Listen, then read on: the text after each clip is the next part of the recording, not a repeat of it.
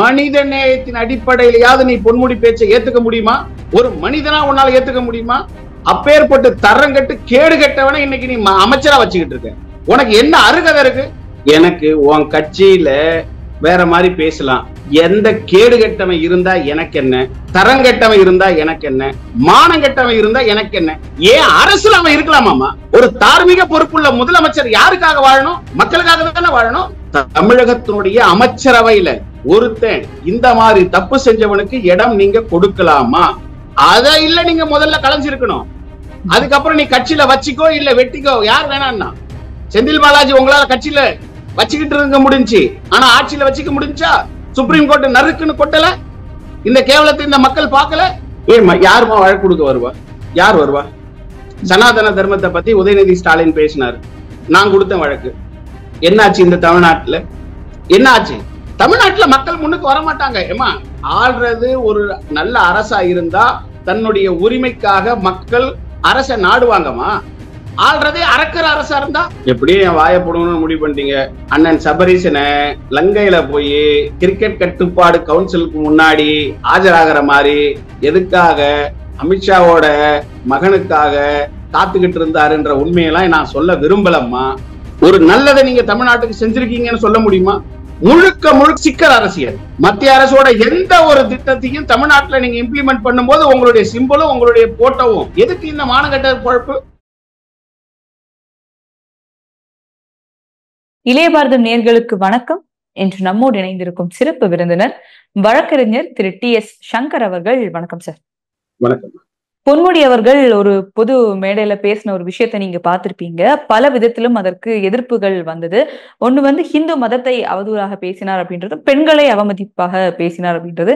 இதற்கு யாருமே வழக்கு போடல, ஏன் தமிழக அரசு எந்த ஒரு நடவடிக்கையும் எடுக்கல அப்படின்னு கேட்கப்படும் போது, நாங்க பொறுப்புல இருந்து மாற்றிட்டோம் அவர் அப்படின்னு சொன்னாலும் சட்ட ரீதியாக எந்த நடவடிக்கையும் எடுக்கப்படல அப்படின்ற நிலையில தான் ஆனந்த் வெங்கடேஷன் அவர்கள், நீதிபதி அவர்கள் ஒரு விஷயத்த சொல்லியிருக்காங்க. நீங்களே வழக்கு எடுத்துருங்க, இல்ல நானே எடுக்கிற மாதிரி இருக்கும் நான் எங்க தரப்புல அப்படின்றதையும்.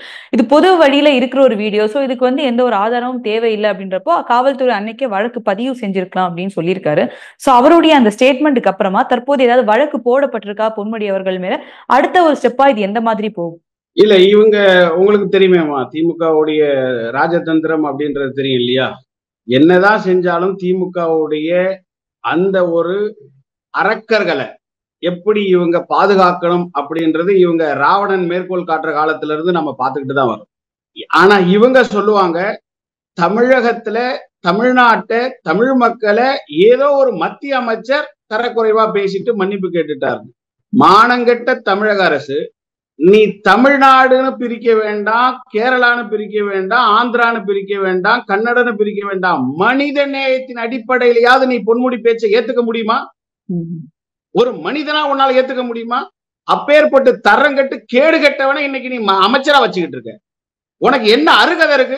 அவன் அமைச்சர் இல்லமா, அந்த ஆள் அமைச்சரே கிடையாது. அவர் தரங்கட்டு பேசின ஒரு பெண்ணை இழிவுபடுத்த பேசின அமைச்சர். இவர் கொடுத்த அதிகாரத்துல அவர் அமைச்சரா இருக்காரு. அப்போ அவரோட குற்றத்துக்கு யார் பொறுப்பேற்றுக்கணும்? நீங்க தானே பொறுப்பேற்றுக்கணும். ஒரு தமிழக முதல்வரா நீங்க தானே பொறுப்பேற்றுக்கணும். இத பத்தி ஒரு வார்த்தை பேசுறதுக்கு உங்களுக்கு அருகதை இருக்கா? ஆனா நீங்க பேசுறீங்க எந்த ஷாவையும் பாப்பன்னு. எத்தனை நாள் பாத்தீங்க? ஜெயலலிதா அம்மையா முதலமைச்சரா இருக்கிற வரைக்கும் உங்களால என்னைக்காவது ஒரு எலெக்ஷன்ல அவங்களை எதிர்த்து என்னால வின் பண்ணி காமிச்சிட்டேன் சொல்ல முடியுமா? ஒரு முறையாவது நீங்க முதலமைச்சரா நாங்க ஜெயலலிதாவை தோக்க அடிச்சுட்டு எந்த ரூபத்திலையும் நாங்க தமிழ்நாட்டுக்காக மட்டுமே இருந்தோம்னு சொல்லி எம்ஜிஆர் காலத்துல உங்களால நிரூபிக்க முடிஞ்சுதா? எம்ஜிஆர் இறக்குற வரைக்கும் உங்களால தமிழக மக்களுடைய அங்கீகாரத்தை பெற முடியலையே. அதுவும் எப்பேற்பட்ட அங்கீகாரம்? அன்னைக்கு எலெக்ஷன் அன்னைக்கு பணத்தை கொடுக்கணும், அவங்களுக்கு போதை வஸ்துகளை கொடுக்கணும், தமிழ்நாட்டில் இருக்கக்கூடிய மக்களை வாக்கு வங்கிகளை காசுக்கு வாங்கணும்ன்ற கீழ்த்தரமான ஒரு பாலிசியத்தானே நீங்க உருவாக்கி வச்சீங்க. திருமங்கலம் ஃபார்முலான்னு யாரை வச்சு சொன்னாங்க? ஆனா நீங்க பேசுறீங்க உங்களை யாராலையும் ஒண்ணும் பண்ணிட முடியாதுன்னு. 6 மாசத்துக்கு அப்புறம் வரட்டும் எலெக்ஷன்ல யார் யார என்ன செய்யறா, இந்த தமிழக மக்கள் யாருக்கு என்ன பதிலடி கொடுக்குறான்னு நீங்க பேசுவீங்க.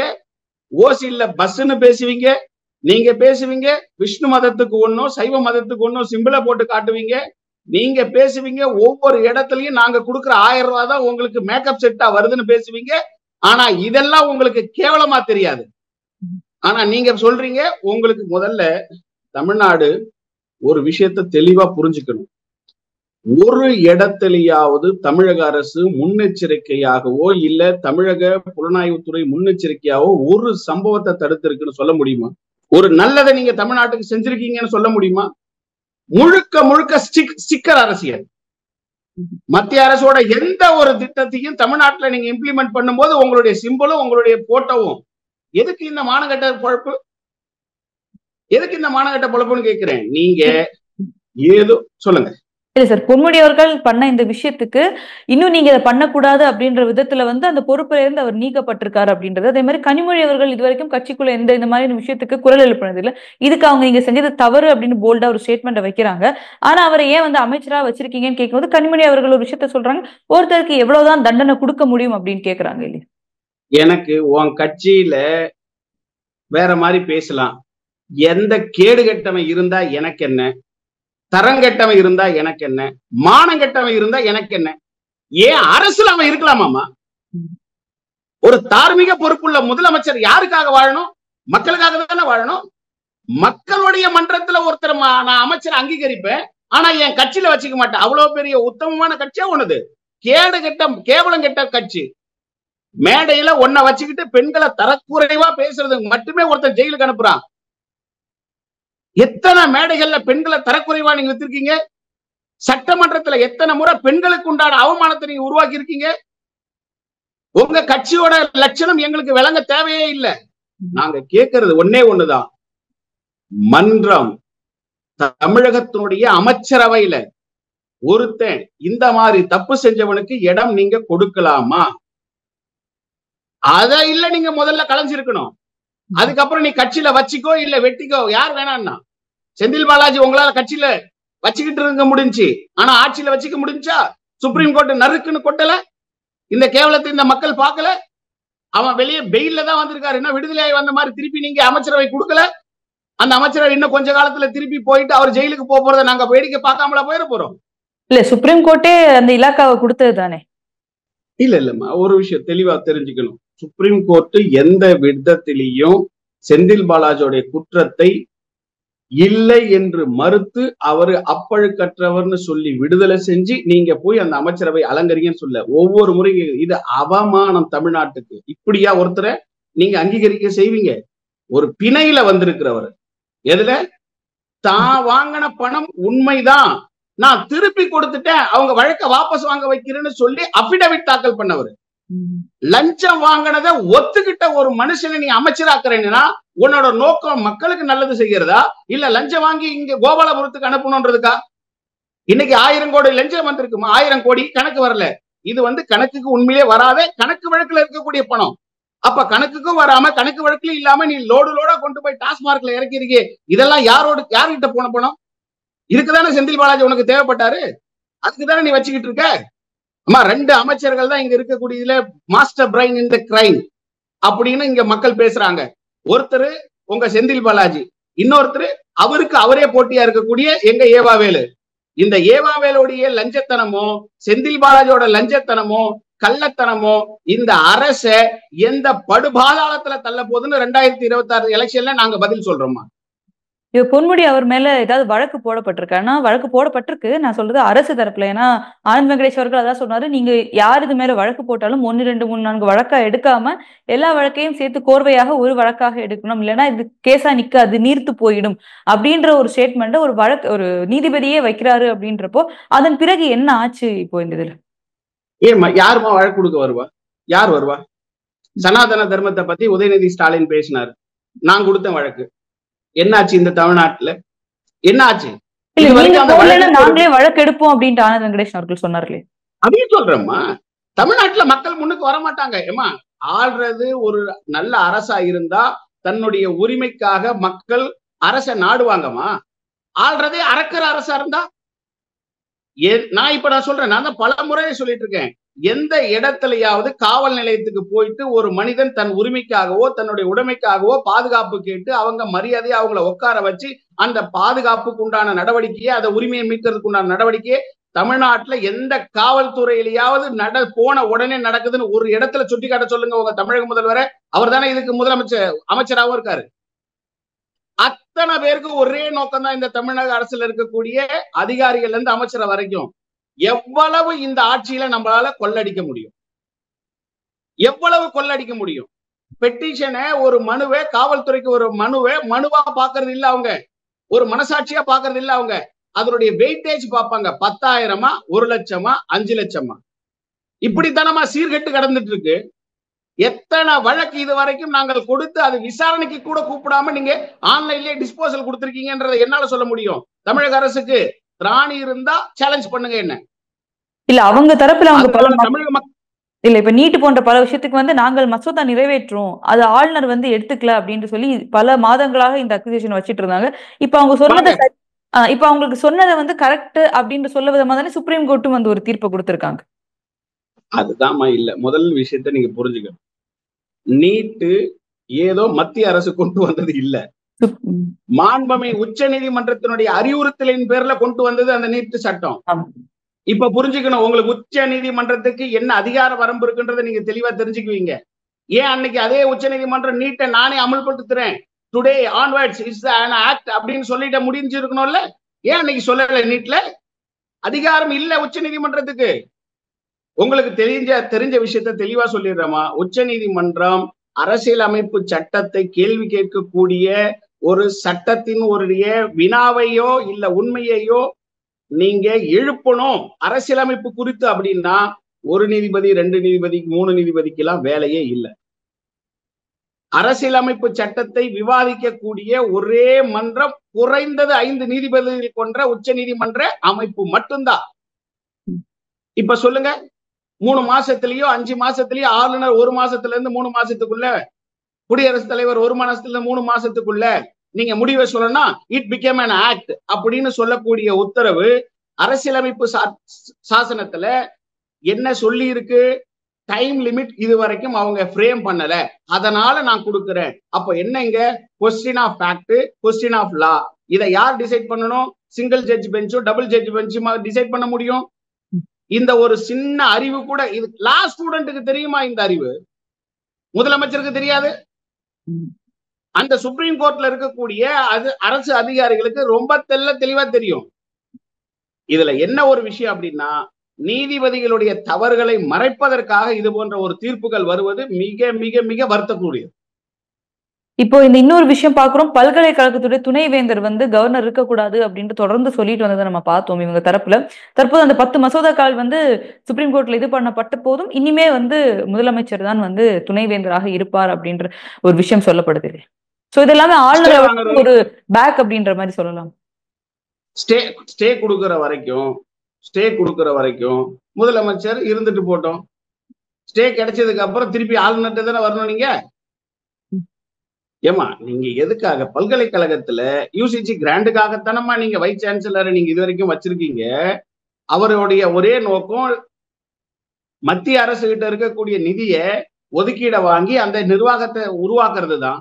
இப்போ மத்திய அரசு வேண்டாம், கொடுங்க, மாநில அரசு கொடுங்க. உங்ககிட்ட தான் கடன் வாங்குறதுக்கு 9 லட்சம் கோடி வந்துருச்சு, இப்ப 10 லட்சம் கோடி போடுங்க, சதமடிங்க. உங்களை யார் வேணான்றா? நீங்க 10 லட்சம் கோடியை உருவாக்கி வச்சுட்டு, கடனை உருவாக்கி வச்சுட்டு போனது இது நிலைக்குமா? அடுத்த நிமிஷமே இதை கேவலமா இதை வந்த உடனே அடுத்த ஆட்சி வந்த உடனே தூக்கி எறிய மாட்டாங்களா? ஒரு மத்திய அரசுக்கு எதிரா உங்களை என்ன கேட்கிறோம்? உங்களுடைய பவர் எங்கேயாவது உங்களுடைய இந்த யூசிசி கமிஷன்ல போச்சா? இல்ல யூனிவர்சிட்டியில உனக்கு கமிட்டி இருக்கு, செலக்ஷன் கமிட்டியில உன்னுடைய பார்ட்டிசிபென்ட்ஸ் இருக்கு, மினிஸ்ட்ரி இருக்கு, அத்தனையும் விட்டுட்டு எனக்கு ஒரு இப்ப என்ன நடக்குது தெரியுங்களா? நான் ஓப்பனாவே சொல்றேன், அப்படியே ஏலம் போட்டு வித்துற வேண்டியதுதான். ஒவ்வொரு யூனிவர்சிட்டி வைஸ் சான்சலர் போஸ்டும் 25 கோடியிலிருந்து 50 கோடி. ஏலம் 1 தரம், ஏலம் 2 தரம், ஏலம் 3 தரம். இதுக்குத்தான் ஆசைப்பட்டேயா பாலகுமாரா? இதுக்குத்தானே ஆசைப்படுவேன். 500 கோடி ஒரு யூனிவர்சிட்டிக்கு சென்ட்ரல் கவர்மெண்ட் கொடுக்கறது உனக்கு வேண்டாம். 50 கோடி யூனிவர்சிட்டிக்காக நான் ஒரு வைஸ் சான்சலர் செலக்ஷன் பண்றதுக்கு லஞ்சம் வாங்குறதுக்கு எனக்கு இது தேவை. இது இந்த ஒரு நோக்கத்தை தவிர வேற என்ன நோக்கம் இருக்க முடியும் உன்னால? உங்ககிட்ட இருக்கக்கூடிய கல்வி நிறுவனங்களுடைய லட்சணத்தை நாங்க பார்க்கல. என்ன கல்வி நிறுவனத்தோட நீங்க நில வச்சிட்டு இருக்க? ஒரு கல்வி நிறுவனம் உடையாம உங்க எம்எல்ஏக்கும் உங்க மந்திரிக்கும் உங்களுடைய உறவுக்காரில் இருக்கக்கூடிய மக்களுக்கும் உண்டான பண முதலியத்தனமா கல்வி நிறுவனத்தை இது வரைக்கும் வளர்த்துட்டு வந்துட்டு இருக்கீங்க. இப்ப நீட்டு தேர்வு எதுக்காக வேண்டாம்னு சுப்ரீம் கோர்ட் சொல்லிச்சு? நீட்டு தேர்வுக்கு உண்டான சூழல் வேணும். அட்மிஷனை டைரக்டா நான் கொடுக்க மாட்டேன்னு எதுக்கு சொல்லிச்சு சுப்ரீம் கோர்ட்? நீங்க நீட் இல்லைன்னா ஒவ்வொருத்தரும் ஒரு எம்பிபிஎஸ் சீட்டுக்கு 1 கோடி ரூபாய் வரைக்கும் பணம் வாங்குறீங்கப்பா. 20 லட்சத்துல இருந்து 1 கோடி வரைக்கும் உங்களுக்கு மெடிக்கல் சீட்டுக்கு பணம் வாங்குறீங்க. மெடிக்கல் சீட்டுக்கு வச்சிருக்கக்கூடிய உரிமையாளர் எல்லாம் யாரு?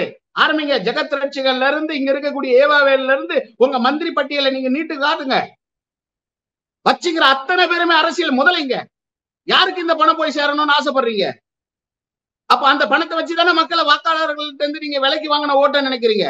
இதைத்தானே நீங்க உச்ச நீதிமன்றம் தடை செஞ்சு இல்லப்பா நீட்டுன்னு ஒரு எலெக்ஷன் எக்ஸாம் வேணும், அதை நீ எழுதிட்டு தாராளமா நீ எம்பிபிஎஸ் சீட்டுக்குள்ள வந்துரு, பணம் கொடுத்து ஏமாற வேண்டான்ற ஒரு நல்ல காரியத்துக்கு வந்தா நான் நீட்டை ஒழிப்பேன்னு தூக்கிட்டு போறீங்க. இல்ல இப்போ நீங்க ஒழிக்கணும் இல்ல சார், முதலமைச்சருக்கு துணைவேந்தர் பொறுப்பு கொடுக்கறத ஒரு மாதிரி அவமதிக்கும் விதமாக பேசுறாங்க இல்லையா? கணக்கே தெரியாது முதலமைச்சருக்கெல்லாம், அவரை போய் எப்படி ஒரு துணைவேந்தராக போடுறீங்க அப்படின்னு கேலியாக அதை சொல்ல வேண்டியது. துணைவேந்தருக்கு அவருக்கு வேலை, அவர் வேந்தரே. இப்ப இருக்கக்கூடிய சட்ட பிரகாரம் அவங்களுக்கு உண்டான சூழல்ல அவர் தான் வேந்தர். எப்படி வேறுவாரு? நாளும் 2.25 சொல்லக்கூடிய வேந்தர் தான் இப்ப தமிழ்நாட்டுல இருக்காங்க முதலமைச்சராவே. 64,000 சொல்லக்கூடிய முதலமைச்சருக்கு தான் இன்னைக்கு வேந்தர் பதவி மேல ஆசை வந்திருக்கு. எதுக்காகமா நாம இந்த வேலையை செய்யறோம்? மக்களுக்கு கல்வி கண்ணை திறக்கிறதுக்காக பல்கலைக்கழகங்கள் இருக்கணுமா? இந்த மாதிரி அரசியல்வாதிகளுடைய அராஜகத்திற்காகவும் லஞ்ச லாவண்யத்திற்காகவும் இந்த கல்வி நிறுவனங்களை மாற்றணுமா? இல்ல யூஜிசி எல்லாமே ஆளுநர் அவரே எங்க கிட்ட ஒரு கன்சல்டன்ட் எடுக்காம அவரே பல விஷயங்களை மாற்றுறாரு அப்படின்றதுனால கல்வி அப்படின்றது மாநிலம் நாங்க டிசைட் பண்ணோம், அதனால ஆளுநரே அந்த முடிவு எடுக்காம முதலமைச்சர் அந்த முடிவு எடுக்கட்டும், ஸ்டேட்டுக்கானது அப்படின்றாங்க. ஒரு விஷயம் புரியுங்க, கல்வி எங்க இருக்கு உங்களுக்கு? ஸ்டேட்டுக்கு மட்டும், சென்ட்ரலுக்கும் ஸ்டேட்டுக்கும் சேர்த்து தானே. யூனியன் மினிஸ்டர்ல எஜுகேஷன் மினிஸ்டர் இருக்காரு இல்ல? யூனியன் மினிஸ்டர் எஜுகேஷன் மினிஸ்டர் இருக்காரு இல்லம்மா? இப்பதான் மாநிலத்துடைய உரிமைக்காக ஒரு குழு அமைச்சிருக்காங்க. ஆமா, எஜுகேஷனை பொறுத்த வரைக்கும் அது ரெண்டுத்துக்கும் பொதுவானது. யூனியன் லிஸ்ட்லயும் இருக்கு, உங்களுக்கு கன்கரண்ட் லிஸ்ட்லயும் வந்திருக்கு. சோ உங்களுக்கு ஸ்டேட் லிஸ்ட்லயும் யூனியன் லிஸ்ட்லயும் கன்கரண்ட் லிஸ்ட்ல இருக்கிறதுனாலதான் உங்களுக்கு ஆளுநர் அங்க வேந்தரா பதவியில இருக்காரு. எதுக்காக ஆளுநர் வேந்தரா பதவியில இருக்காரு? அவர் என்னத்தையும் மாத்திட்டாரா? இல்லவே இல்ல. உங்களுக்கு உங்க கையில கொடுத்திருக்கோம் செலக்ஷன் கமிட்டிய. ஒரு வைஸ் சான்சலர் செலக்ஷன் கமிட்டி யாருகிட்ட இருக்குது? ஸ்டேட் கவர்மெண்டோட மினிஸ்ட்ரி கிட்ட இருக்கு. அவர் அப்பாயின்மெண்ட் பண்ணணும். செலக்ஷன் கமிட்டியில யார் யார் இருக்காங்கன்னு பரிந்துரை பண்ணி அதுல இருக்கக்கூடிய ஒரு சிலரை மட்டும்தான் கவர்னர் போட முடியும். கவர்னர் நான் தன்னிச்சையா நான் இன்னார போட்டுக்கிறேன் அன்னார போட்டுக்கிறேன்னு போட முடியாது. நீ கொடுக்கிற பரிந்துரையில இருந்துதான் அவர் செலக்ஷன் கமிட்டியை செலக்ஷன் பண்றாரு. எங்கிறது தப்பு வரும்? அப்ப நீ கொடுக்கறதுல எத்தனை பேர் ஃப்ராட் ஆனாலும் அவர் ஒன்னும் தன்னிச்சையா செயல்படலையேமா, உன்னுடைய பரிந்துரையை ஃபில்டர் பண்ணி கொடுக்கிறாரு, அவ்வளவுதானே. இதுக்கு என்னத்துக்கு கவர்னர் மேல நீ சாயம் பூச விரும்புற? நேற்று பொன்னேரியில முதலமைச்சர் பேசும்போதுதான் சொல்றாங்க, இந்த பாஜக அரசு ஏதாவது ஒரு ரைடை விடுறது இல்ல ஏதோ ஒரு விஷயம் பண்ணி ஒரு மாதிரி ட்ராப் பண்ணி அப்படியே அவங்களுக்கு நடக்காத விஷயத்த சாதிக்க பாக்குறாங்க. ஆனா தமிழகத்துல அது நடக்காது, தமிழ்நாடு என்றுமே டெல்லிக்கு அவுட் ஆஃப் கண்ட்ரோல்ல தான் நாங்க இருப்போம் அப்படின்ற வாதத்தை முன் வச்சிருக்கேன். எப்படியே என் வாயை போடணும்னு முடிவு பண்ணிட்டீங்க. அண்ணன் சபரீசனை லங்கையில போய் கிரிக்கெட் கட்டுப்பாடு கவுன்சிலுக்கு முன்னாடி ஆஜராகிற மாதிரி எதுக்காக அமித்ஷாவோட மகனுக்காக காத்துக்கிட்டு இருந்தாருன்ற உண்மையெல்லாம் நான் சொல்ல விரும்பலம்மா. நாங்க ரெய்டு அடிக்கிறதுலாம் இல்ல. மத்திய அரசனுடைய புலனாய்வுகளுக்கு தேவையான இன்ஃபர்மேஷன் வந்திருந்தால் மட்டும்தான் இங்க சிபிஐ ஆகட்டும் இடி ஆகட்டும் அவங்க வேலையை செய்ய முடியும்.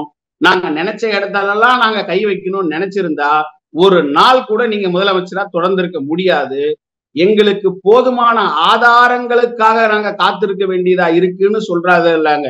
அந்த ஏஜென்சி எல்லாருமே ஆதாரத்தின் அடிப்படையில் வேலை கொண்டு போனாங்களே தவிர ஒரு இடத்துலயாவது உங்களுக்கு ஆதாரம் இல்லாமல் இவங்க வந்திருக்காங்க அப்படின்னு உங்களால சொல்ல முடியுமா? இன்னைக்கு 1000 கோடி ரூபாய் டாஸ்மார்க்ல இருக்கு.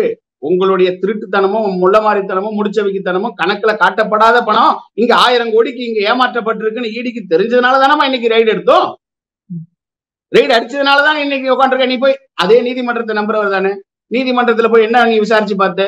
எப்படி நீங்க இடி வரலாம், எப்படி எங்க டாஸ்மார்க் உள்ள ஆபீஸ்க்குள்ள வரலாம்? நீ போட்டல்ல, வழக்கு போட்டல்ல, ஜெயிக்க முடிஞ்சா? ஒரு விஷயத்தான் முதல்ல தெளிவா தெரிஞ்சுக்கணும். நீதிமன்றங்கள்ல பொறுத்த வரைக்கும் எல்லா உத்தரவுமே நீங்க நினைக்கிற மாதிரி வந்துட்டா நீங்க எகிரி எகிரி குதிப்பீங்க. உங்களுக்கு எதிரா வந்துட்டா அதை அப்படியே கால்ல போட்டு மிதிப்பீங்க. என்ன ஒரு அரசாங்கம் ஐயா! என்ன ஒரு அரசாங்கம் சொல்லுங்க? 2026 தேர்தல் வரப்போகுது. சோ இந்த நிலையில வந்து கூட்டணி இந்த மாதிரி விஷயங்கள் பார்த்துட்டு இருக்கோம். சோ வந்து அதிமுகவும் பாஜகவும் கூட்டணி வச்ச போதே வந்து முதல்வர் அவர்கள் சொன்னாங்க. அதாவது ஒரு 2 ரைடு விட்டதுக்கே அதிமுக பயந்து கூட்டணியில சேர்ந்துட்டாங்க அப்படின்ற ஒரு கமெண்ட் வந்து முன் வச்சிருந்தாரு. அதே மாதிரி 2 நாட்கள் முன்னாடி ஒரு மேடையில பேசும்போது அவர் சொல்றாரு, மிரட்டி கூட்டணி வச்சிருக்குது பாஜக அதிமுக கூட. இப்படி மிரட்டி வச்ச கூட்டணி தானே, இது எப்படி ஜெயிக்கும் அப்படின்றத ஒரு கை நம்ம பார்த்திடலாம். 2026லயும் திராவிட ஆட்சி தான் அப்படின்றத சொல்லியிருக்காங்க. வாஜ்பாய் எத்தனை ஏஜென்சியை வச்சு உங்களை மிரட்டினாரு? அன்னைக்கு ஆட்சிக்கு ஒரு முறைக்கு 2 முறை ஆட்சியில நீங்க எப்படி பங்கெடுத்துக்கிட்டு இருந்தீங்க? அன்னைக்கு உங்களை மிரட்டி இருந்து ஆட்சியில பங்கெடுக்க வச்சிருந்திருந்தா இன்னைக்கு நீங்க அதிமுகவை நாங்க மிரட்டி ஆட்சிக்காக கூட்டணிக்கு கூப்பிடுறோம்னு சொல்லியிருக்கலாம். அன்னைக்கு நீங்க மிரட்டினதை ஒத்துக்கிறீங்களா? மிரட்டணும்னு நீங்க ஏத்துக்கிறீங்களா? இல்ல என்னென்ன மிரட்டினாங்கன்னு வெளிப்படையா உங்களால சொல்ல முடியறதுக்கு தைரியம் இருக்கா? வாங்க பொதுவெளியில சொல்லுங்க. வாஜ்பாய் இதெல்லாம் எங்களை மிரட்டி இதுக்கெல்லாம் பணிய வச்சு அன்னைக்கு இத்தனை மந்திரி சேவையை எங்களுக்கு கொடுத்து தமிழ்நாட்டுல இருந்து ஒரு ஆட்சியை கூட்டணியை உருவாக்கி வச்சிருந்தான்னு சொல்ற தயாரா இருக்கா? அதிமுக என்னமோ புதுசா இன்னைக்கு எங்க கூட கூட்டணிக்கு வர்ற மாதிரி இந்த மாதிரி தொடநடிங்கன்னு தெரிஞ்சு போச்சு இல்ல? தொடநடிங்கன்னு தெரிஞ்சு போச்சு இல்ல? ஆடு பிரிஞ்சு இருக்குது. 39 சீட்டு நமக்கு கிடைச்சிருச்சுன்னு பெருமைப்பட்ட கூட்டம் இன்னைக்கு எல்லாம் ஒன்னா சேர்ந்துருச்சு. இனி நம்ம பப்பு வேகாது, நம்ம ஜம்பம் பலிக்காதுன்ற ஒரு முடிவுக்கு தமிழக முதல்வர் இந்த பிதற்றலே ஒரு தெள்ள தெளிவான விளக்கமா போயிடுச்சு. எதிர்கட்சிகள் இதுக்கு முன்னாடி தமிழக முதல்வர் இப்படி பிதற்றல. இதுக்கு முன்னாடி எந்த மேடையிலும் தமிழக முதல்வர் இப்படி பிதற்றவில்லை. இப்போ தெள்ள தெளிவா தெரிஞ்சிருச்சு. அதிமுகவும் பாரதிய ஜனதா கட்சியும் தான் 2026 ஆட்சி அமைக்க போறாங்க.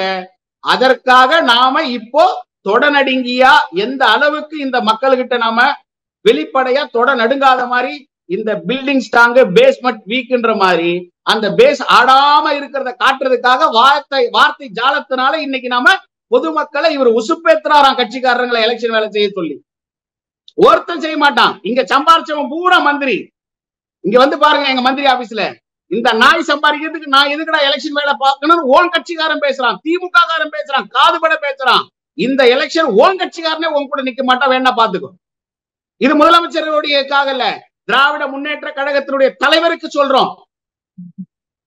நீ கட்சியிலே ஒருத்தனை மட்டுமே நம்பி மந்திரிகளை மட்டுமே சம்பாதிக்க வச்சிருக்கன்ற பேச்சு உன் கட்சிக்குள்ளே இருக்கு. நீ மக்களுக்கு எந்த நல்லது நீ பண்ணலன்னு மக்கள் மத்தியில இருக்கு. ஒரு விஷயம் உங்களுக்கு எல்லாருக்கும் தெரியும்.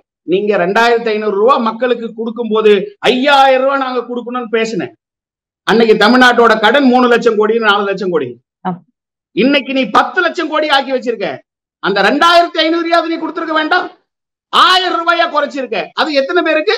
நான் குறிப்பிடுற அளவுல இருக்கிறவங்களுக்கு மட்டும்னு சொல்லி மக்கள் எப்படி குதிச்சு போயிருக்காங்கன்றத எலெக்ஷன் ரிசல்ட்ல நீங்க பார்த்து தெரிஞ்சுக்க மிஸ்டர் முதல்வர் அவர்களே. எங்களோட இணைந்து பல்வேறு கருத்துக்களை பகிர்ந்தமைக்கு ரொம்ப நன்றி சார். மிக்க மகிழ்ச்சி.